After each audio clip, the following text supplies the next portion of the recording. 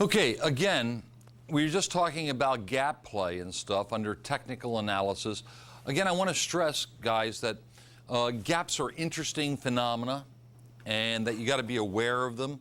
But for right now, what you need to do is watch for gap filling and see what it tells you about the rest of the day. Actually playing fade the gap or play the gap, okay, is a little bit higher risk than I think you guys should be associated with as beginners.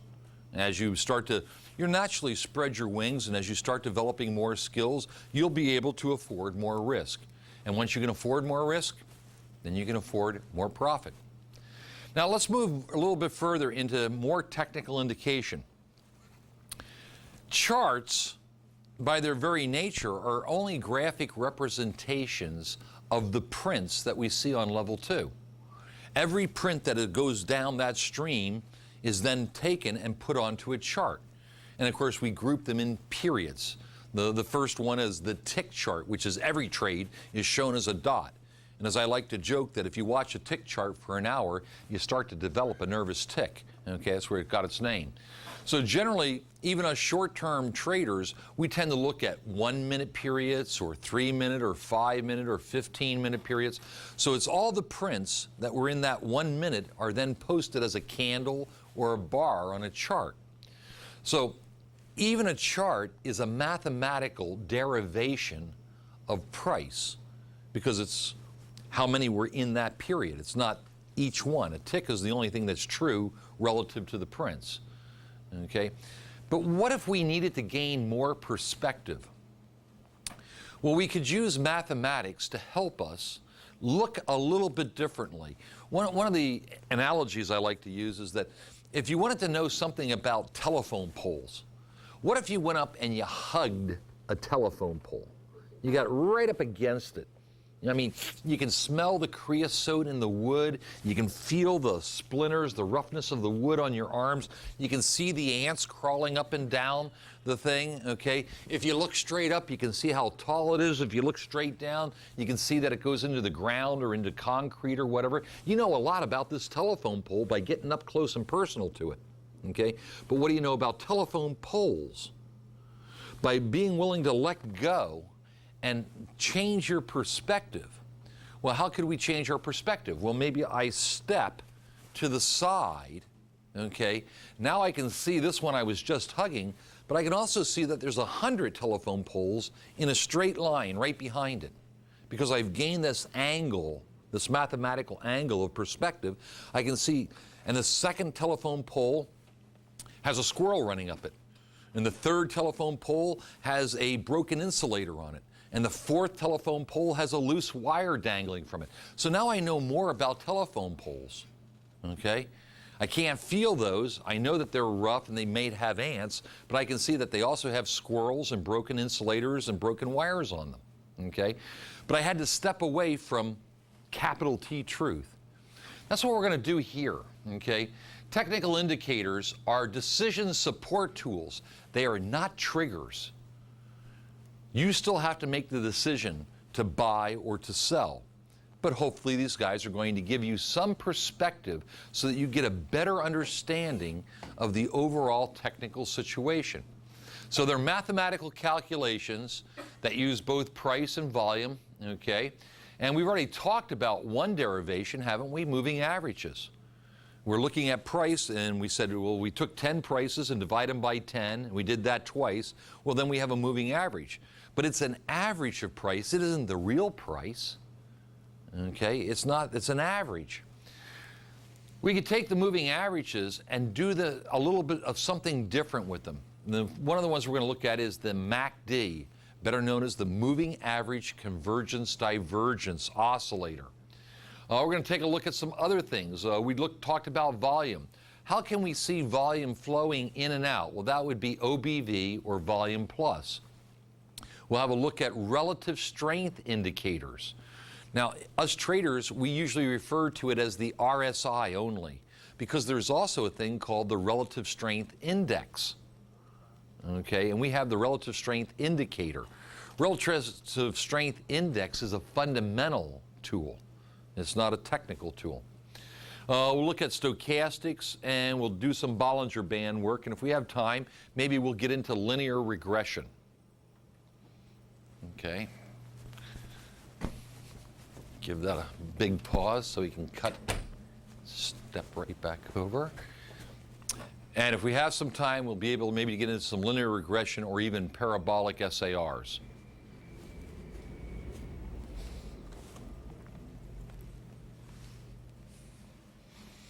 Now, in all technical indication, we always have to remember that there's a couple of technical indicator traps, okay? And the first one, okay, is the Holy Grail syndrome. People, this is your personal belief that you have the answer, that there is only one way to look at it. And you've got to be very, very careful of that. Once you start believing they're true, then you rely all your judgments on them, and that can lead you down a false path. No single indicator is the right one. No single indicator works all the time. The other thing that you have to be very careful of is to realize that virtually all the indication that you're going to learn and love, okay, is designed for investment theory, not trading theory. These guys didn't create these things to look at them on a 5-minute basis. They created to look at them on a daily basis over the course of years because they had a lot of statistical probability. That statistical probability gave them validity, gave them accuracy. So the shorter we look at them, the shorter time frame we look at them, the less true they are. They still work, but they don't work as well. Alrighty?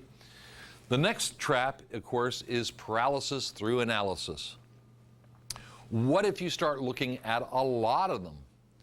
Well, if I have 10 indicators and I go, boy, it's coming up to a place where I should buy, now let me check my indicator. 1, 2, 3, 4, 5, 6, 7, 8, 9, 10. Oh, price has already moved. I missed my entry. Okay, you got to have it simple enough so you can scan it quickly and still make your decision. All righty? What then, okay, of too many signals which may give conflicting information? Well, this one says buy and this one sells short. What do? You know, you freeze up. Well, the answer, of course, is that you look at the highest probability and you decide that now is a good time to sit on your hands. Some of the best money you're going to make is knowing when not to trade, okay? Or make a decision and say, okay, I'm still going to take this. Even though I have conflicting signals, I am the arbiter. I am the trader. All I have to do is open and manage my risk. Okay? And then, of course, the third one is simple logistics. If you get so many things going on your screen, you can't even see price. And after all, price is what we're after. We're trying to buy it low and sell it high. If we can't see it, we don't know when it's low or high.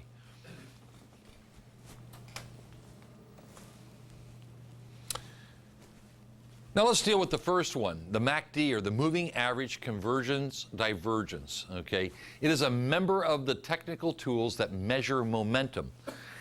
It's amazing in my discussions with other traders how often people do not know exactly how these tools work, and therefore they don't know what they're truly measuring. Now, how we interpret them is up to us, the artistes, okay? But we got to know the baseline of how they actually work so we truly understand what is going on inside of them. All righty? So let's have a quick look at the MACD here. The MACD consists of 4 elements. However, we will only see 2 on the screen at any given point. You ready? The first element is typically and classically a 12-period EMA, exponential moving average. It is then tied to a 26-period EMA. Okay? Now, so the 12 is what? More reactive, more reflexive. It will follow price closer. The 26 will not follow it quite as close. We then measure the vertical distance between these two, as I'll show you in a moment, and therefore we derive number 3, which is what we call the MACD line. Okay? So work with me so far. Am I saying that number 3 is an average of 2 moving averages? So an average of an average of an average? Yeah. So we might be building in a little lag in here, okay? Again, the MACD is the plot of the vertical distance between number 2 and number 1, the 12 and the 26 EMAs. All righty? Now, some people like to add a fourth element, and this is called the signal line. And all it is a 9 EMA of the MACD. Okay, so what does this do? This slows down, it smooths out the price or the movement of the MACD line. So now we have an average and an average and an average of those averages and an average of that average. Okay?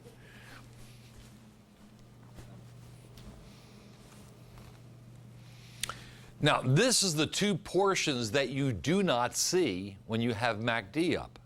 It automatically knows where price is, so it doesn't actually plot these lines. We put on this 12 and 26 EMA so we can show you what it's measuring. And again, if you look over here, it's measuring the vertical distance between the two of them. Now, as price goes up steeply, the 12, the blue one, goes up very steeply, but the red one does not go up as fast because it doesn't feel price as much. So as price goes up steeply, we get a wider vertical distance in here. However, the 26 is still going up, but as price stops going up as fast, and that's an important distinction, the 12 line starts to bend in on it. So the vertical distance becomes smaller and smaller and smaller. Now, we don't actually have a true price change until they touch or cross over up here. Now, these vertical distances are going to be plotted on a lower indicator called the MACD line. Let's get to that.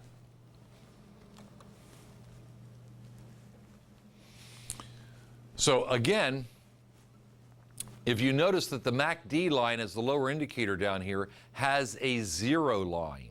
Everybody spot 0 here? And we can see in the upper chart on about the third day here, or second day here, and where it starts at 9:30, we can see that the price is starting to move up, and we can see the vertical distance building as it goes up, gets wider and wider. If we look down below, we see that the MACD is above 0 and starts going up steeply where price is going up. But remember, this is a lagging indicator. When we look at it here, it looks like it's going up with price, but actually price is going up first, and then MACD is plotting it. Okay? Now, as we see, MACD in the center of the screen here starts to come back down. When MACD is coming down, that does not mean that price is coming down. It means price is not going up as fast. So as we come all the way over to the hard right edge, we can finally see at the hard right edge that the MACD line says that price is no longer going up because it's reached 0. It does not indicate that price is going down until it crosses below 0. Everybody with me? Because that's for some reason, a lot of people have a tough time. They go, well, this means price is coming down, I should sell. Well, maybe that's how we're going to interpret it, but that's not what it says. What it says is price is not going up as fast. Now, the theory behind this is what?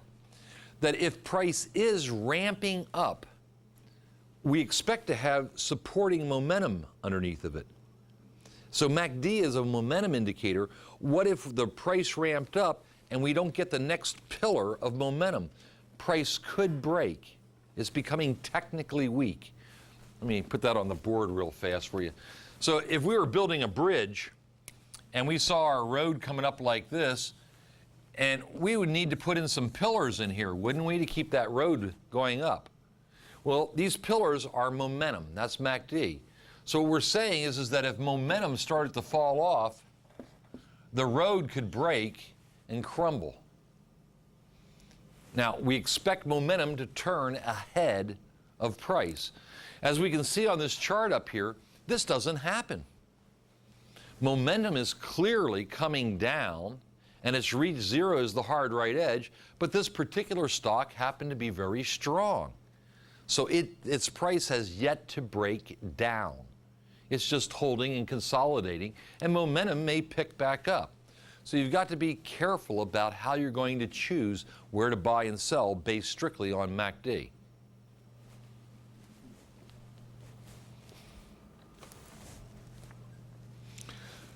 Now, the fourth element we talked about was what we call the signal line. And if you remember, that is a 9 EMA average of the MACD line, okay? And so we start getting into some very simple rules and uses of it. We'll become a little bit more sophisticated with divergence and all that, but let's just start with some simple stuff, okay? And we're going to go long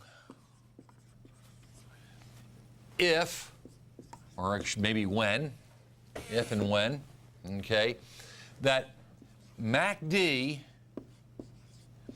is above signal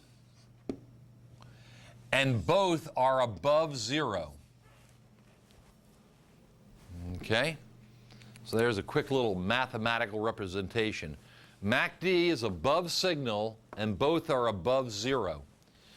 So if we look at our chart over here, on the second day here, we can see our zero line, and we see MACD is above the signal line. MACD is red, signal is blue, okay? So we could buy right in here, and sure enough, it goes up. However, MACD then goes below signal here at around 12:50, 1 o'clock in the middle of the day, already? So what does that say? Well, maybe we need to sell. Okay, so we go long, okay, and then sell long when signal is above MACD but above zero.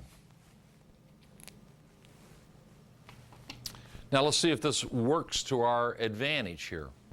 So if we look at this chart here, clearly we can see we're above zero, and above zero, and the MACD is above the blue line, so we're going to buy it right in here. And sure enough, price goes up and it comes back down a little bit, and right about here is where MACD crosses underneath the signal line, so here's where we would sell. Did we make a mistake there? No, not at all. We may not have gotten out at the very top, but you can see what's coming up historically. Price starts hurting, or the market starts hurting us through what? Time, because price is no longer going up. Does this tell us to sell short? Well, not specifically at this point. Ready? We'll get there in a second. Again, we see that MACD crosses above signal right here for a very brief point of time. Well, we don't know what's going to happen. So what if we were to buy it right there, and then it crosses under and we sell it right there? Well, we got in and out at the same price by following this rule. It didn't cost us anything but a commission, and we're going to spend those commissions whether we make money or lose money. Alrighty?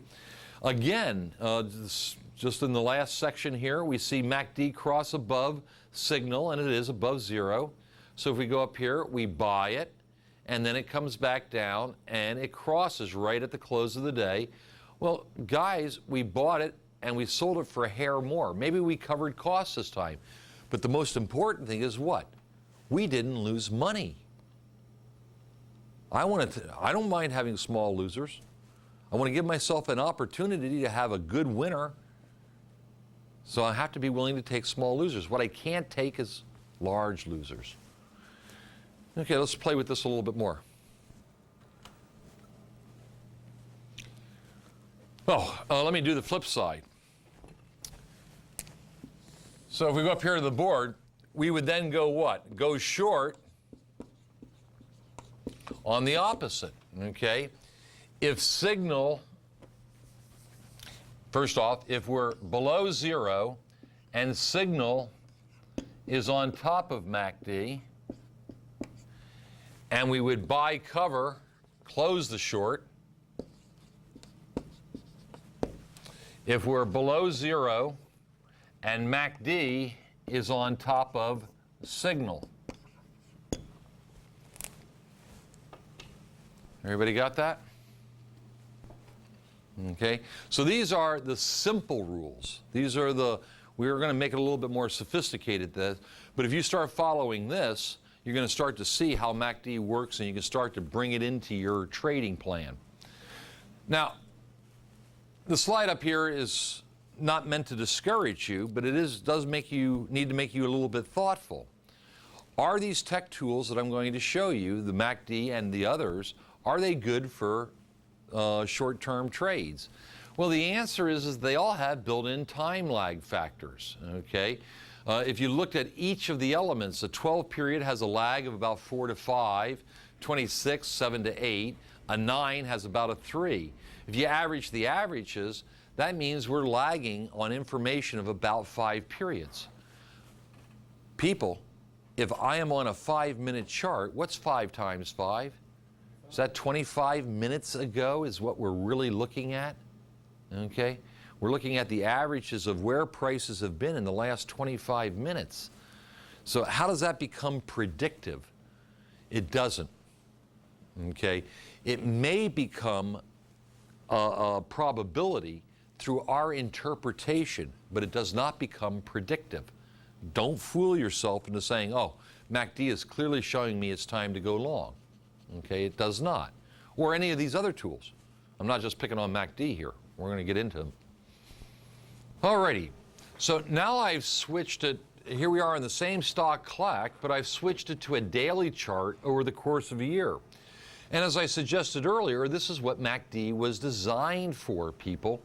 And so we're going to see a lot better working here. If we start with the hard left edge, we can see that the zero line is now more centered, okay? And we see immediately that MACD is above signal and above zero. So if we just even bought it right in here at 38.28, we then hold on to it until it crosses, and we sell it for 42.980 something. A little bit more exciting now? Yeah, absolutely. Okay. And again, if we just stay by the simple rules and we wait for it to cross back above, we could buy it right in this neck of the woods here, maybe on this candle, and we'll just pick the middle of the candle, alrighty, at 43.20, and then we're going to sell it up here at 47.03. So now we made another $3-4, okay? And again, we wait till we see a clear indication that it's above this thing. I mean, there's one in here. Is this not above zero and above signal? Sure. So we could theoretically buy it right here, and we're getting it for $48.19, and it crosses under and tells us to sell it for $52. Again, not bad, and that only looks like a little tiny blip. You ready? How about over here? We could buy this thing. Perhaps we wouldn't have to wait for above our resistance line. We buy it for $53.72. And we're going to sell it up in this neck of the woods up here for $57.32. Another $3-4. On the other side of the flip side of the coin, how about going short? If we go over to the right-hand side, we see both MACD and signal under zero and MACD under signal. So we could sell it on this little pop up, which, by the way, looks like it might be the Pioneers. Alrighty. And we could sell this, say, for an average of, just call it $56. And we would buy cover when MACD comes back above it right here at 52, another $3-4. Well, Mike, this is working almost perfectly. Well, yeah, that's what it was designed for, people. Okay? And, you know, the guys who created these things were very, very smart people, but they had a lot of data to work with. Now, in between there's a lot of very, very big shocks. There's a lot of days that, because of the size of your accounts and stuff, you can't take. You'd have to add money to your account. You got short and the thing retraced $2 against you on a couple of thousand shares, and suddenly you had to owe a margin call perhaps. So these are the problems with trying to look at it really long term and really short term. Alrighty, now there is another portion to this which is very interesting, I think, and most of the platforms support it. If I go back to the studies and we're using MACD and signal, it also allows me to have what they call a histogram. And a histogram, all it really does is shows right where the lines cross over. So we have this little mountain here of momentum decreasing on a short-term basis, even though the mountain's big on the two lines, but it crosses the zero line right where they cross, and it helps you spot this a little easier. Okay, so these might be a little bit better decision points. Again, as we just looked at that short over here, you can see that really where we would be buying it back, where the crossover is right here, because I can see the little hump up above this horizontal line. Well, it's pretty much the same price we picked, but it does help us see that crossover of the line a little bit better. Everybody with me?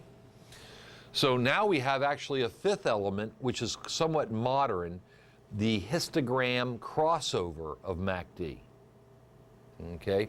What I showed you on the slides were kind of the classics, and now we've got our electronics are becoming a little bit more sophisticated, so we can use the histogram to help us see the twisting of the lines a bit. Now there's yet another thing that I can do. Let's go back for one more minute, back to a short-term thing. 1 minute's too short, but let's go 5 days, 5 minutes. And again, we may or may not find that MACD is working it accurately. But remember, we're on a 1226 EMA, which was designed for long-term trading. What if we were to go in here and change the parameters of MACD to be more reactive? So once again, we go in here and go to studies, and we can see, and for the first exercise, let's just simply cut it in half so we maintain the same factor. Instead of the 26, we'll go to 13, and instead of 12, we'll go to 6. Okay? And I'm going to turn off, guys, the histogram for right now so that we can see the crosshair a little bit better. Now let's take a quick look. Using the very simplistic rules of MACD, here we have MACD above signal and above zero right here. So we buy it for 52.13, and it effectively crosses it up here, and we sell it for 52.86.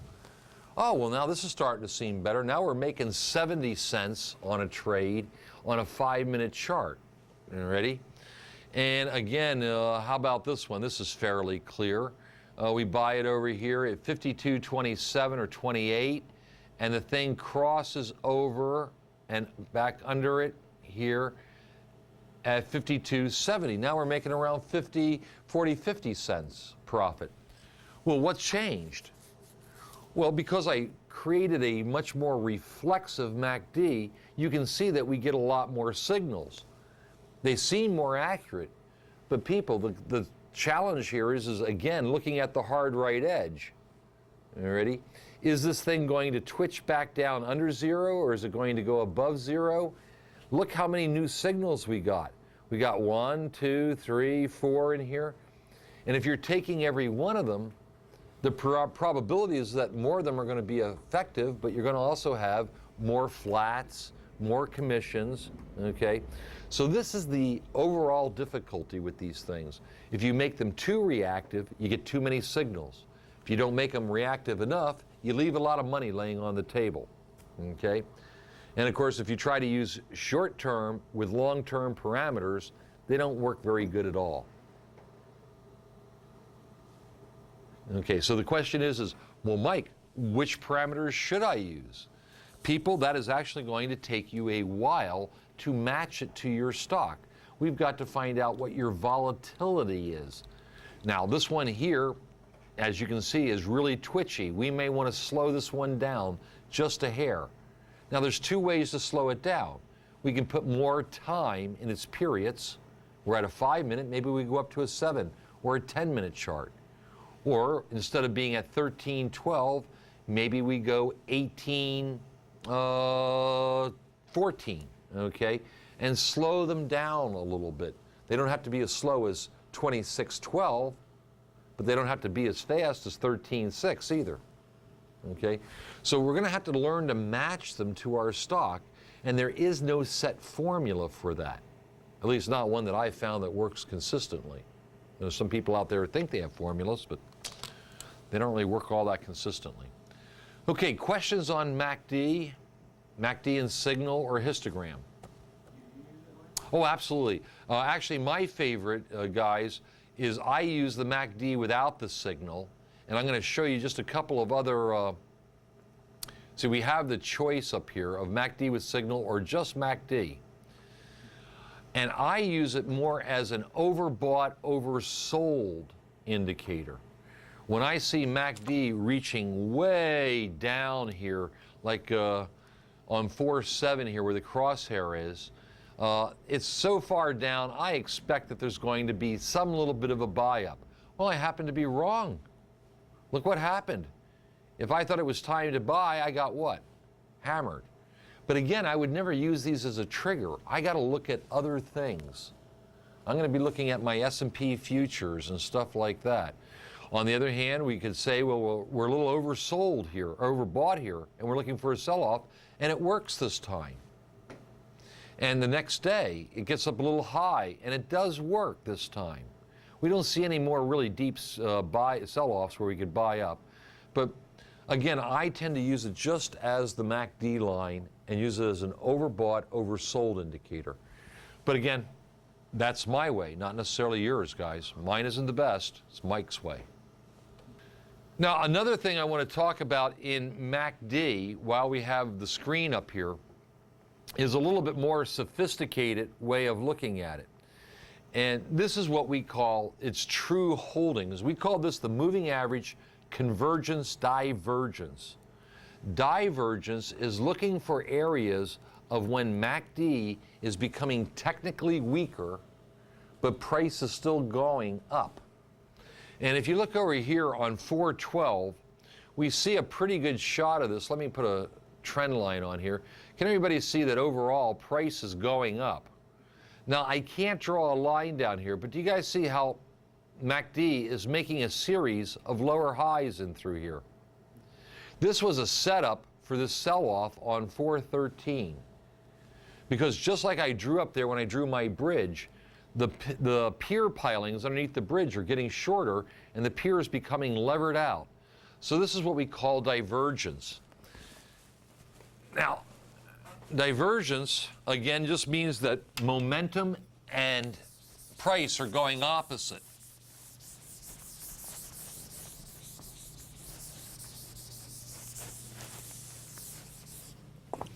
So in this particular case, we see that we have price going up, okay, and momentum is tailing off. So what we're saying is that this price situation is becoming technically weak, and therefore we're going to start expecting a big sell-off. Now, does that mean we get short? Not necessarily. Maybe it just means we take profit on our long and wait to see what happens, because often you get one of these. Alrighty? Now, we can also have it the opposite way. Alrighty? So when I first say this, you're going to say, well, that's convergence, but it's still divergence. What if price is coming down and momentum is going up? Is that divergence? Yes, because ultimately they cross and now they're going away from each other. Okay?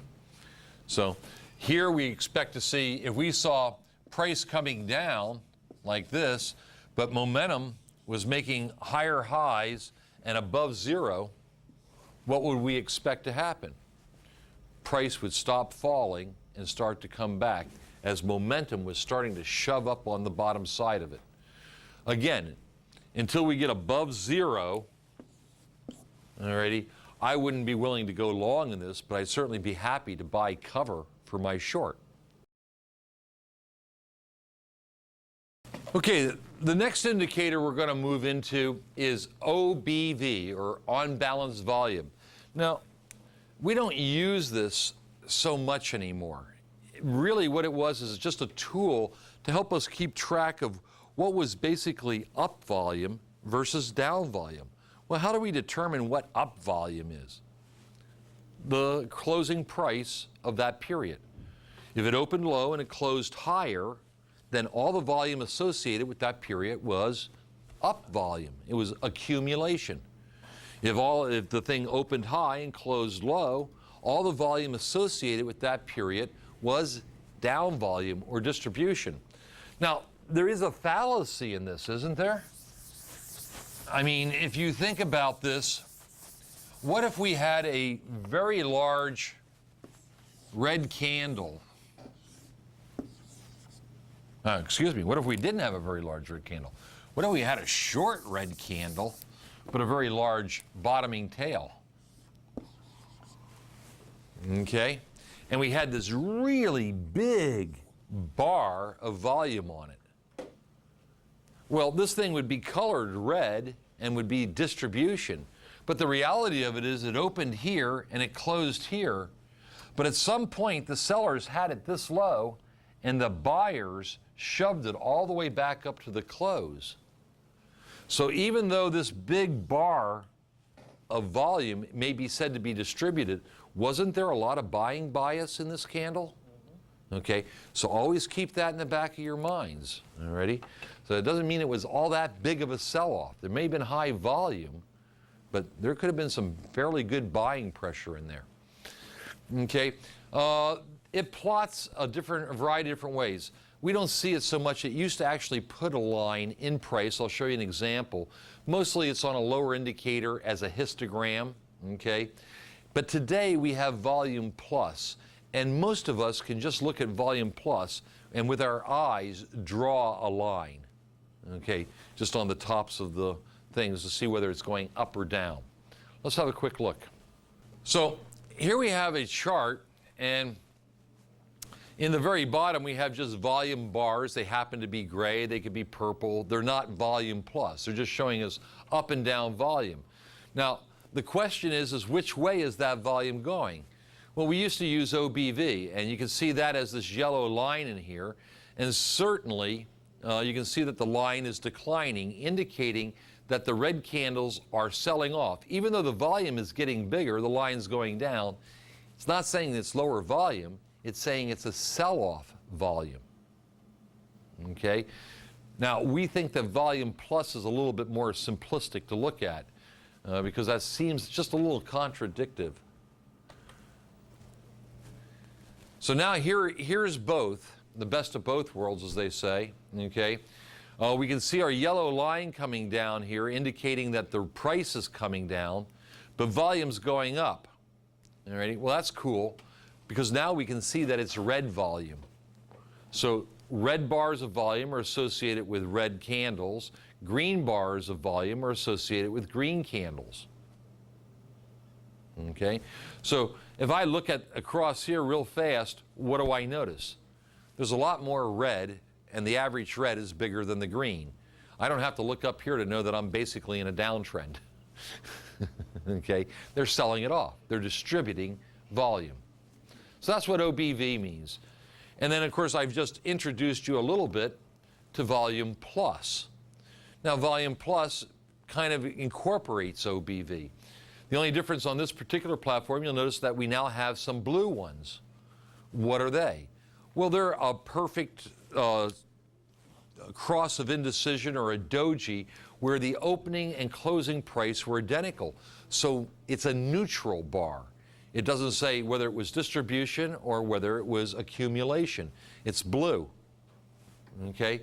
Again, as I look through this thing, I can see that we have a fair amount of green in the center, but on the left and on the right, I have a lot more red, and they're a lot bigger. So I can see clearly where we've sold off, where we've accumulated, and where we've sold off again, just by looking at the volume. And again, I would expect price to be forced down because I'm getting a staircase of volume. I would expect price to go sideways where volume falls off and becomes lower. And that is what I see. Okay, moving into another area. This is another momentum indicator. This is called stochastics. People like it because it's actually a funny word, okay? And there's a lot of people you can stump on how to spell it. Okay, now remember, momentum indicators are what? Speedometers of price movement. Okay, they tell you how fast price is going up or how slow price is going up, and vice versa. The basic assumption again is that a stock in a continuing uptrend will close at the period at near or close to the upper range. Okay, so its close, if it's in an uptrend, will be very close to the highest part of that period. And conversely, stocks in continuing downtrends will close their period at or near the bottom of the range. You ready? As the trend approaches a turning point, the price will close further and further away from that high or that relative low. Now, when I show this to you, it becomes really apparent what it's measuring. Now, on the left-hand side of the graph here, we can see that the bars are moving up. We have a series of higher lows in conjunction with higher highs. What stochastics is measuring is the closing right-hand tab relative to the high of that bar. And as you can see, it's very, very close, very, very close, right at. Now, as the trend starts to wane, as it starts to become weaker, we see that the closing tab is further away from the top of that range. And yet on the next one, even further away and even further away until finally what happens? We have a high opening and a lower close. Up to this time, we've had low openings and higher closes. Low opening, higher, low opening, higher, and finally a high opening, lower close. At this point, stochastic starts to look the other way. It starts saying, the close relative to the low of the period, the close relative to the low, and the close relative to the low. Well, this one's a little further away. And then this one's closer, but this one's further away. And this one's really far away until, again, we have a switchover. And instead of a high opening, low close, we finally get a low opening, high close, and again, it starts measuring the other direction. This then is plotted, okay? Stochastics then plots this line that it sees based on these range changes between the close and the high or the relative low.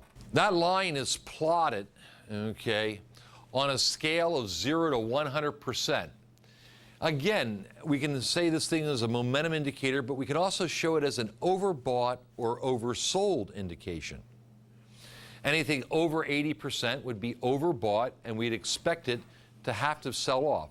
Remember, when everybody is buying, they are rapidly being converted to sellers. When everybody's selling, they are rapidly being converted into buyers.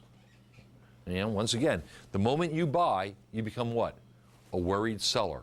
Where do I sell it? Will it go up? Will it go down? What should I do with it? So you become a downward pressure on the market. When you sell it off, you got cash in your pocket. Your little greed monster starts saying, I should buy something. So when you sell, you're converted to a buyer. When you buy, you're converted to a seller. So if a lot of people have bought up here, this might be a selling opportunity. If a lot of people have sold down here, that might be a buying opportunity. Okay?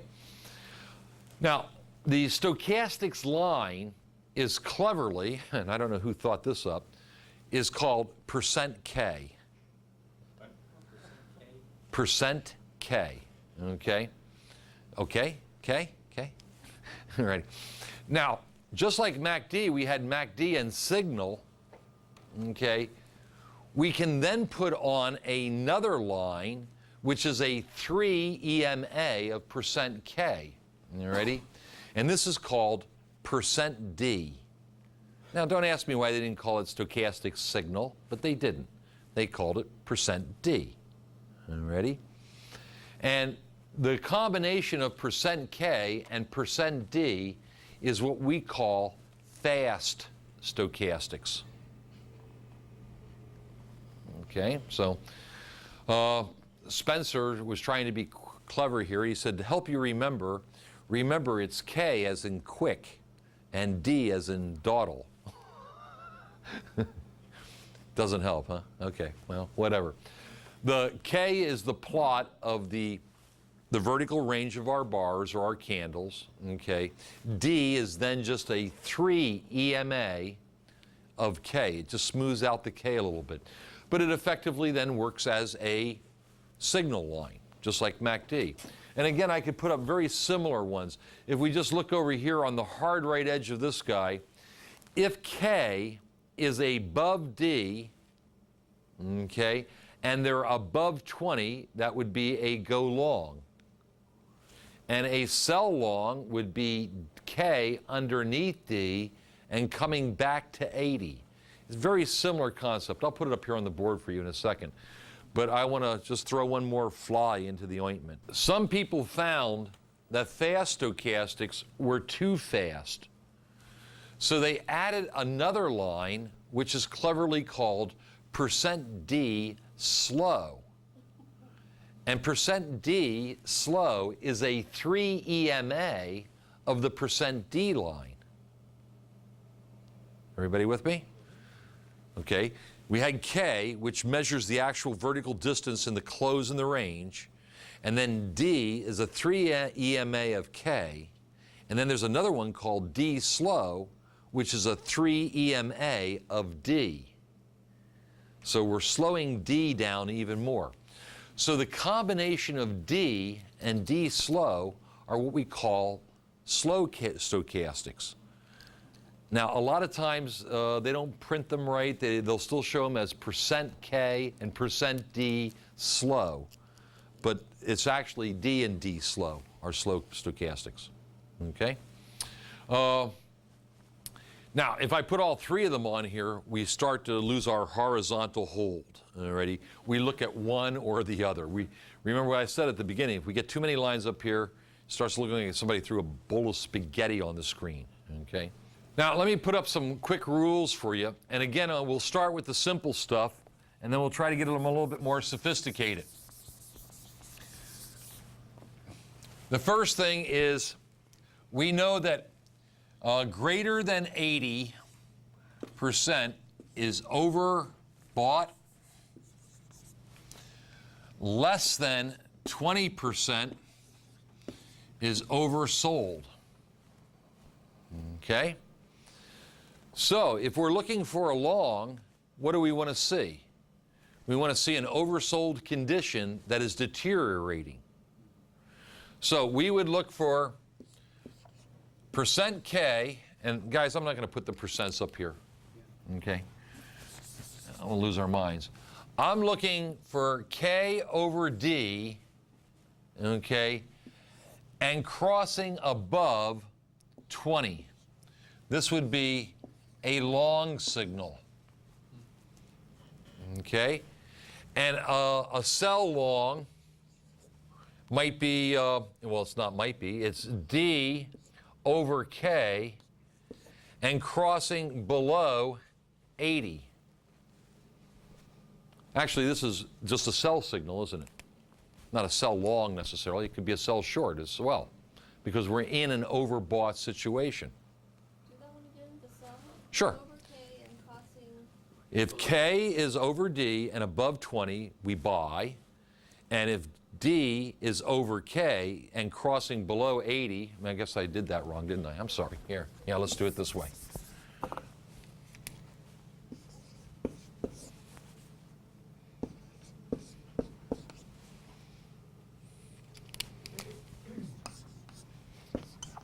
Arrows can't hurt. Okay?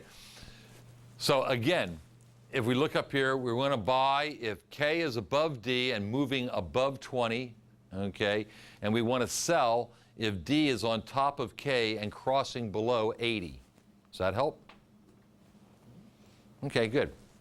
Now there's some other situations, and again, we have the same situation where we might look at divergence, where it's been above 80, but we see a lower set of highs. That may indicate it's even stronger time to sell. We'll get into a couple of looks, but let's go up here to the screen for the first moment. Certainly, right here in the middle of the screen, because we can see this historically, it's really easy. We can see that percent K and D are way down below 20, and we can see that price has really sold off. So here we have a very strong oversold position. We wait patiently until the gray K is up on top of green D and just coming across 20, which means we'd buy it somewhere on this stretchy green candle. Yay, we're heroes. The price goes up and up and up and up and up, and it gets all the way up in here, okay, and we see that K comes below D, but do they cross the 80? No, they're still above the 80. So we hang in here. And then it comes back down, and now we got K below D, and they're crossing below 80, so we're going to sell it out here, and we get a little bit higher price. Oh, well, that's nice, Mike. That looks pretty cool. Okay, well, guys, we're on a daily chart again, which is what this thing was designed for, already? And I can probably make the case every time that it'll work. How about here in the middle of January? Here is K underneath D, crossing 80, so we sell short somewhere in here. The thing continues to goes up against us a little bit, but there's no buy signal. The thing screams down, and by the end of February, where are we? Or excuse me, end of January. Well, it's not that good of a one. That one didn't work that well. You ready? How about March here? The thing goes up, screams up, it breaks down, maybe get a sell signal right in this area here. Ah, not bad. It sells off, goes down, and it hooks back up. We haven't even been told to buy yet. We've already made some money. Sold this thing around 17, it's about 15. Okay, again, I'll take you out to a real one here in a second so you can see them up a little more closely. But this is the concept. Alrighty, is it overbought, oversold, and what do the two lines tell us to do? Okay, let's, first off, what we have to do here, of course, is clean up our lines. We're going to look at stochastics. Right-click, go down here to our properties, and get the MACD off here. And let's start out with, fast stochastics. And let me make these just a little bit bigger for you. Okay. Now, you guys can see the problem with fast stochastics is that even here on a 5-minute chart, these things are just up and down and up and down. It's like one of those old tension signs. If you look at it long enough, it will give you a headache. So we tend to use slow stochastics. Before we go to slow stochastics, let me just show you something.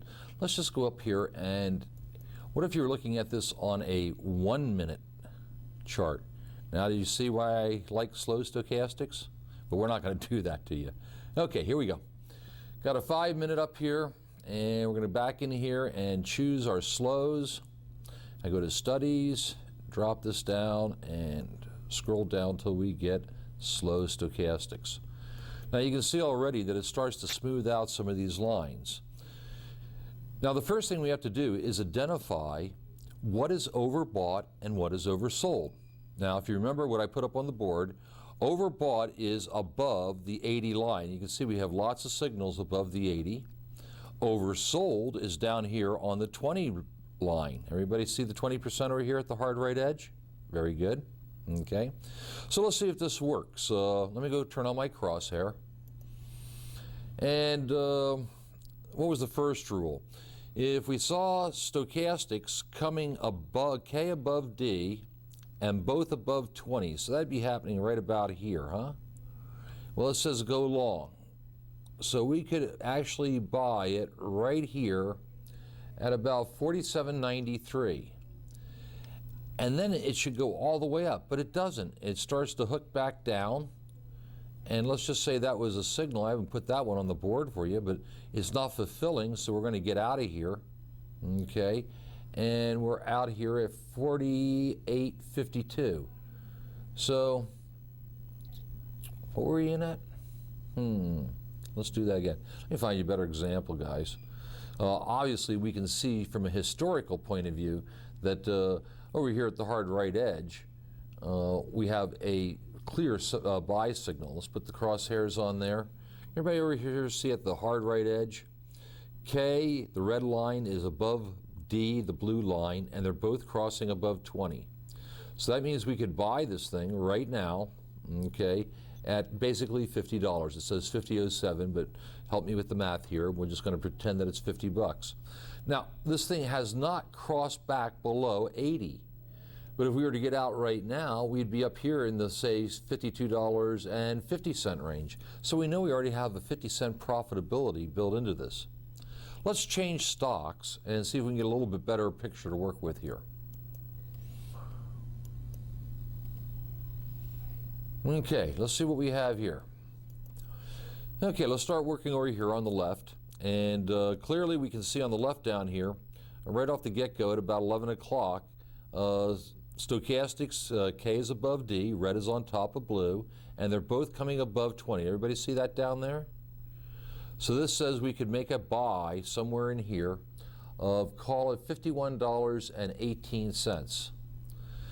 We follow the stochastics up, it goes up, it goes up, it goes up, it turns around and hooks back under, and now D is on top of K, and they're both crossing 20, and we'd get out here at 51.40.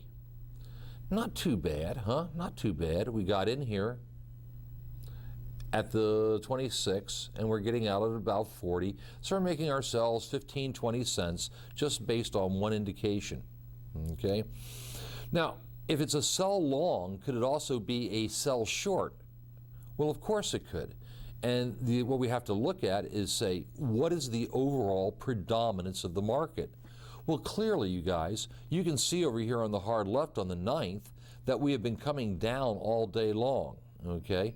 So when we start to see this signal right in here, where we cross the 80% line coming back down, just where we just last sold, what if we got short in here at $51.40? And then we followed it down, and the thing went to the oversold area. It starts to hump back up, but it doesn't cross the 20 down here, huh?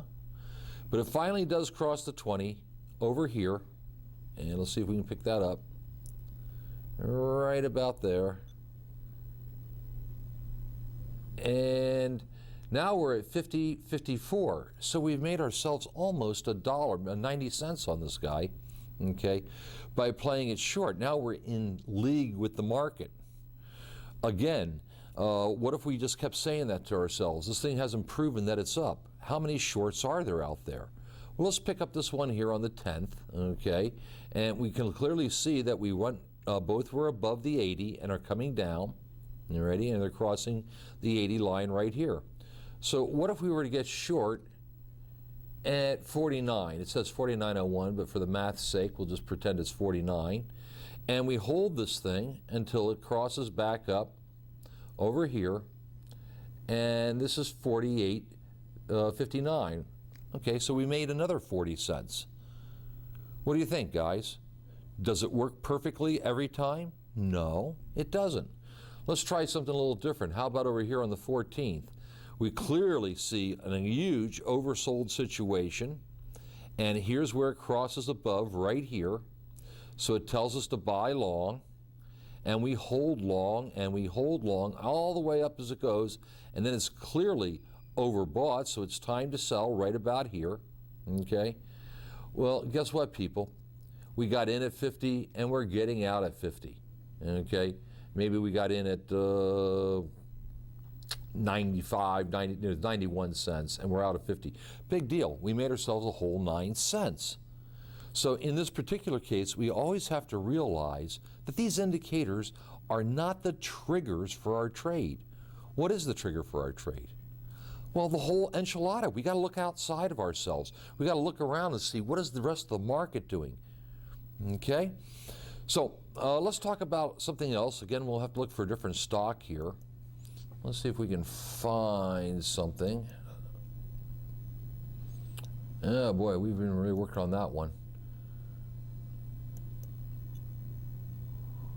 And that one doesn't look. I'm looking for a specific situation here for you guys where we might have a chance to spot some what we call divergence. And I really don't see any here. Let's go back in time just a little bit. Let's go back to a 10-day and shrink this down a hair. And I guess we just run through the litany until I find one for you.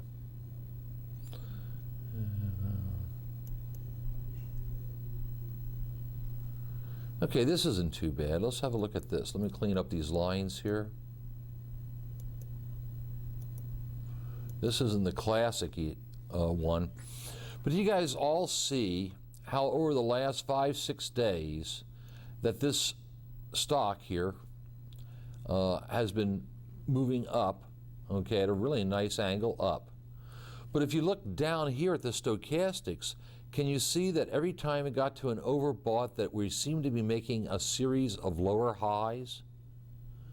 Okay, how this is coming down. This is what we call negative divergence. It's not the strongest looking negative divergence I've ever seen, but can you guys clearly see we got a high here and a lower high and a lower high and a lower high. This one's a little higher, but still lower than this one over here, okay? Now, if you start to see that and you look up, look at the size of the candles up here. Notice how as we get right up here on the 15th, how flat and narrow. What does this presuppose? Well, yeah. Looks like this thing has a real good chance to break somewhere in the very near future and start to come down because the momentum down here is no longer supporting it. Okay, that's a good question. Yes, now we're working on the standards down here. If you look in here, you can see that we have the standard default of 20 with a 3, okay? We can go in here and change our parameters to give us more or less signals. Well, if we go in here with too little, let me just get this guy in here for you. Now we've gone down to a 14, and what have we done? We've increased the amount of sensitivity. So now we can see more and more signals. Is that a help or a hindrance? Mostly people, I stick with the default at 23.3, but you're welcome to fool around with this until you really clearly see it. Now remember, if I went 14.3.3 like we just did, and I put that on fast stochastics, my goodness, your eyeballs will fall out of your cheeks.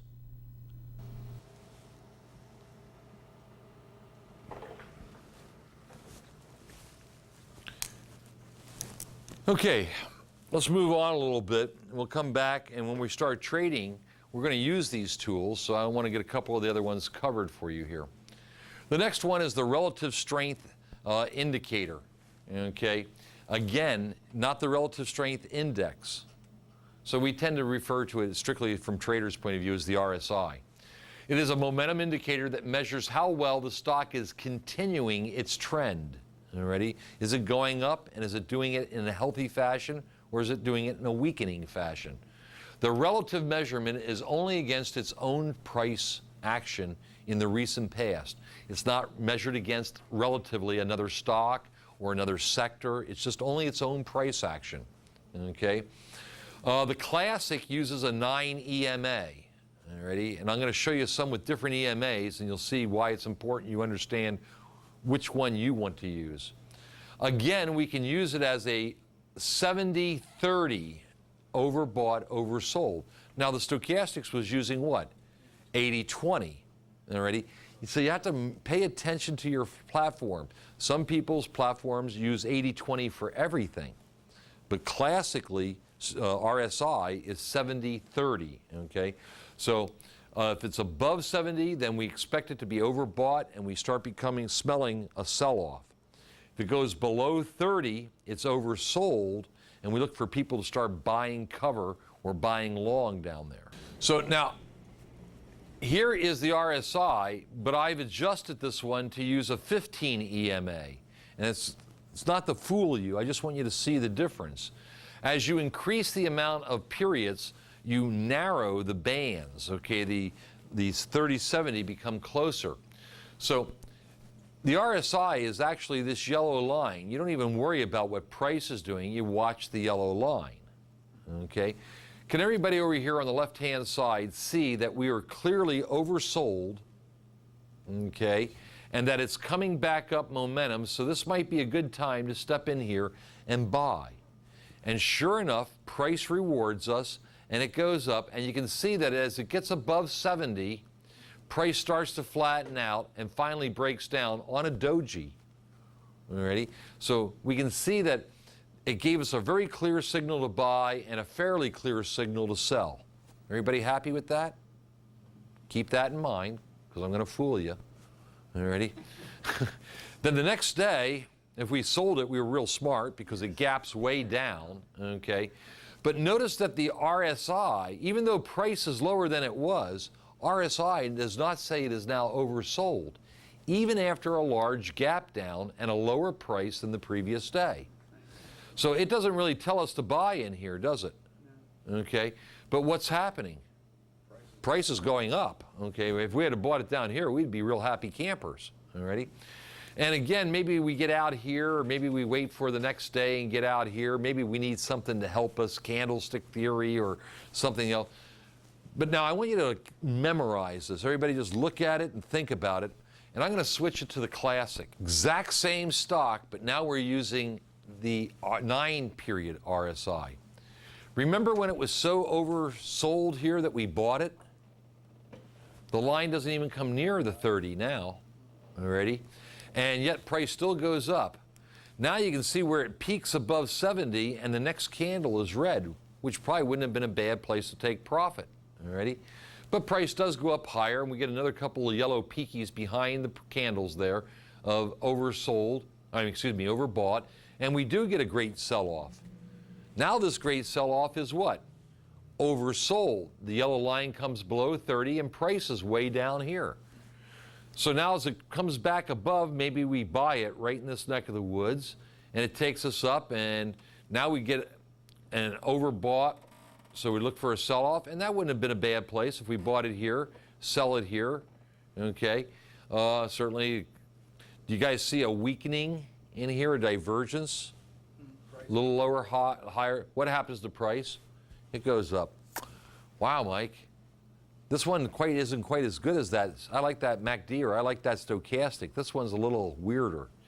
Again, people, we're looking at a tool that was developed for intraday or daily use over a long period of time. And I will show you some of how it really does work well. I am not the arbiter in this, but I know that Thomas is going to ask me, Mike, do you use this? And the answer is no, I do not. I prefer to use MACD as an overbought, oversold indicator, but I know lots of guys who use this very, very cleverly and use it as a backbone to help them make decisions. Doesn't make a decision for you. It doesn't tell you to buy here. It tells you if everything else is working, it also says go. It's just a little probability, okay? Again, the theory behind any of these momentum indicators, including RSI, is that we expect that momentum will turn ahead of price, okay? And therefore, tops and bottoms often give us warnings of a strengthening or deterioration of a technical position. Again, we might want to look for that divergence the same way we did in Stokes or into MACD. If we saw a price going up like this, but we saw our RSI above 70 and making a series of lower highs, is not momentum starting to deteriorate? So if we see this divergence, we can expect that price is going to break. You ready? So that's what the momentum oscillators are really all about. Okay. Very useful pointing out the divergence. That's what I just did. Very good. So we've covered all the points there. Questions on RSI, and we'll go out to the platform and look at it for a second. Okay, let's go out to the platform. Okay, people. Now, here is the RSI. And as you can see, that line down there is pretty pathetic looking. Hang on one second. Let me try to make that a little bit better for you guys. And let's see. There it is. And what colors do you guys like? Hey, I like fuchsia. And that's a little sharper. Good. Alrighty. Now, again, relative strength index is only relative to the recent action in here. Again, if you remember the slides we talked about, look over here on the right-hand side of the screen, you can see that this is working on a 70-30 line. Okay, so above 70 would be overbought, below 30 would be oversold. Alrighty. Again, this thing is not a trigger. It doesn't tell you when to buy or when to sell. Well, maybe it tells you a little bit about when to sell. But certainly, here is where divergence starts to come into strong play. Let's work with it simply first, and let's turn on the old famous crosshair here. Can everybody see that right down here in the bottom left, okay, that RSI has moved from an oversold and is crossing above the 30 line? Well, this might give us an indication to buy this thing at around, what do we got here, $16.48 already, and it gets up to the overbought situation, and we sell it, and now we're at $16.64. So here we've made about 24 cents, okay, in just an hour or so, just again using this one indication. We could also think of it if we're in a down market as a short sell signal. So we could sell it for the 64 and wait for it to go back underneath the 30 and start to come back up, okay, which would be right about there. And we sold it for 60 and it's at 51, big deal, we made 9 cents. Okay. Now again, realize that we're playing here with a $17 stock. The same amount of movement in a $20 or $30 stock would be literally twice as much. Okay, but more importantly, let's have a look at some of the other things. Now, unfortunately, this platform won't let me draw lines on the lower indicator. But guys, can you see right in here how the tops are not really going up? Okay, but down here, don't we have a series of higher lows coming through here? Again, this is portending this run-up that's going to happen. You can see up here also that we're making higher lows in through here, but at the same time, does everybody see that we're making lower highs on our RSI? So we have a negative divergence. This means that this thing couldn't go up much higher and had all the probability to change trend and break. Well, it didn't exactly break, but did it come down here to a new low? Sure. And again, as we see this thing channeling right in through here, and I'll bring the crosshair over here to point that out to you. Come on, crosshair. There we go. Can you guys all see, even up to this point right here, where down on the RSI, we're making a series of higher lows. So we're just watching this thing and saying to ourselves, well, the thing is channeling. What time is it channeling? Oh, it's channeling around the doldrums, around 12 noon till around 2 o'clock. And RSI, the momentum is building up on the bottom side, trying to push this thing higher. So if we were smart, we'd be looking for a breakout to the upside, and sure enough, we got it. Okay? Now, we bought this breakout, and we're going to pretend we're going to take this one home. So we bought this at $17.14. Okay? The next day, the thing breaks out. We give the first 20 minutes away, and the thing gets into an overbought situation. We hang on, and finally it starts to come back down right here, and we sell it out for $17.53. So we made ourselves another 40 cents or so, okay? What do you guys think? RSI isn't bad. Now, this is defaulted to the classic 9 EMA, and I'm not going to change the stock or do anything, but I am going to go in and mess with its factor. And I want you to see the lessening of the amount of signals. The divergence will all still be there and stuff, but you probably only see 1 or 2 peaks in here. So let's go do that. Again, all we do is go right-click to Property, to Studies, and you see where it says on here that the length of time is set as a 9, huh? Well, let's take that out to, how about 14, which happens to be the platform's default setting. Now, can you see how many less peaks we have above or below? In fact, we only have one oversold situation, okay, and we have less overboughts. Remember this guy, how big it was and how small it is. But again, we still have the same divergence in here. We still have the same negative divergence coming down through here. We have a little bit of positive divergence come up here with higher lows, even though this thing has yet to move. So that's RSI, guys. It's a very simple, clean tool. A lot of people will use it. Obviously, we should use it in conjunction with other ones. Why don't we just take a quick minute and do that? Let's see how this matches up with a slow MACD. So we go back here, and we can put on a second study down below. And let's take the slow MACD. Excuse me, let's go slow stochastics. There's no such thing as slow MACD. There we go. Okay. So now with a crosshair, can we see where this thing might be telling us to buy? Okay. Well, RSI over here on the left-hand edge is telling us to buy it here. That's a little early on the stochastics. Stochastics says get it right about here. Okay.